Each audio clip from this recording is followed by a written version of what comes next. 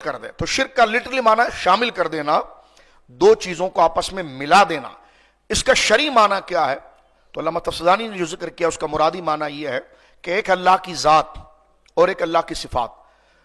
تو اللہ رب العالمین جل وعلا کی ذات کیسی ہے؟ وہ واجب الوجود ہے. واجب الوجود کا معنی ہے کہ اس کا ہونا ضروری ہے، اس کا نہ ہونا یہ محال ہے. اس کی کائنات بنائی بھی سارے دلائل موجود ہیں اور وہ نہ ہو.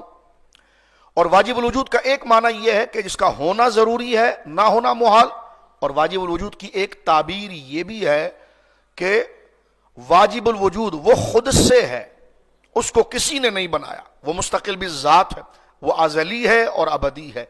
واجب الوجود کا معنی جس طرح کہ میں نے سادے انداز میں آپ کی خدمت میں ذکر کیا کہ جس کا ہونا ضروری ہے، نہ ہو یہ محال ہے.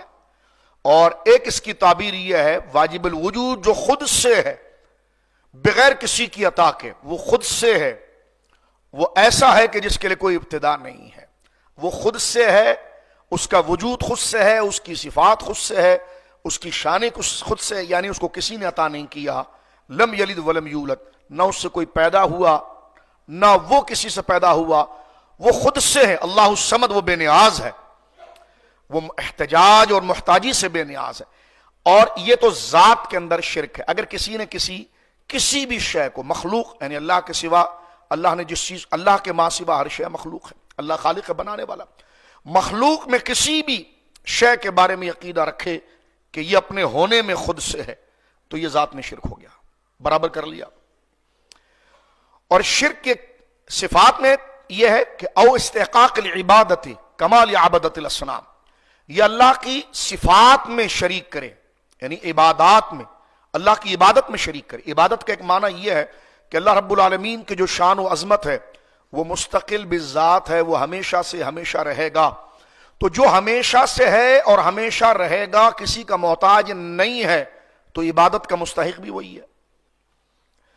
تو اللہ کے علاوہ کسی کو عبادت کا مستحق سمجھنا یہ مطلب ہوا کہ اس نے اس کو ازلی سمجھا، ابدی سمجھا، مستقل بالذات سمجھا، اس کو واجب الوجود سمجھا. لہذا اللہ کے علاوہ نہ کوئی واجب الوجود ہے نہ مستحق عبادت ہے.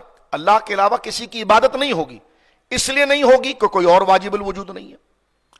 اور عبادت کا ایک معنی یوں سمجھ لیجئے کہ ایسی تعظیم اور ایسی توقیر جو علامہ سید المتکلمین، امام المتکلمین سید میر شریف الدین جرجانی رحمۃ اللہ علیہ نے التعریفات، جو ان کی کتاب ہے مبارک، اس میں وہ ذکر کرتے ہیں کہ اقصى غایت الخضوع وتذلل، انتہائی درجے کی تعظیم، انتہائی درجے کے ادب کا نام عبادت ہے.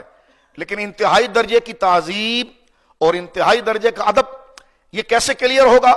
ہم تو اللہ کے بھی سامنے ہاتھ باندھتے ہیں، استادوں کے سامنے بھی ہاتھ باندھتے ہیں، ہم اللہ کے سامنے بھی، اپنے استادوں اور والدین کے سامنے بھی ادب میں کھڑے ہوتے ہیں، اللہ کے سامنے بھی کھڑے ہوتے ہیں.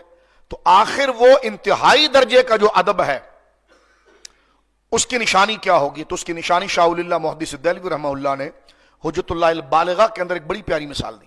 فرما دیکھیں عبادت کی ایک مثال سجدہ ہے. ظاہر سی بات ہے عبادت کی مثال، عبادت کیا چیزیں ہیں؟ جیسے نماز کا ہر رکن عبادت ہے، ہاتھ باندھنا بھی عبادت، ہاتھ چھوڑنا بھی عبادت، رکوع بھی عبادت. یعنی عبادت کا سٹائل کیا ہے، کس چیز کو ہم عبادت کہیں گے؟ تو اس کی بہترین اگزامپل ہے نماز کا ہر رکن عبادت ہے. لیکن یہ سٹائل ہم اپنے والدین استاذوں کے سامنے بھی کرتے ہیں.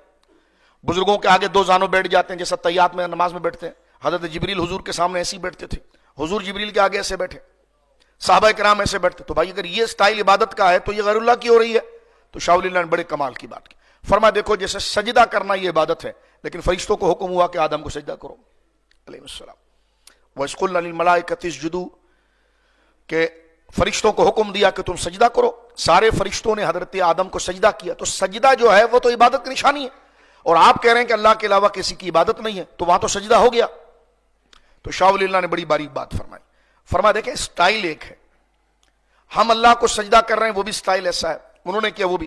تو لہٰذا ہیت ایک ہے، لیکن ایک عبادت بن رہی ہے، ایک تعظیم بن رہی ہے. فرق کیا ہے؟ نیت، کہ جس کے آگے آپ ادب کر رہے ہیں، کیا اس کو آپ اپنا رب مانتے ہیں، خدا مانتے ہیں، واجب الوجود مانتے ہیں؟ اگر ہاں مانتے ہیں تو یہ عبادت ہو گیا، اور اگر نہیں مانتے تو پھر یہ تعظیم ہو گئی.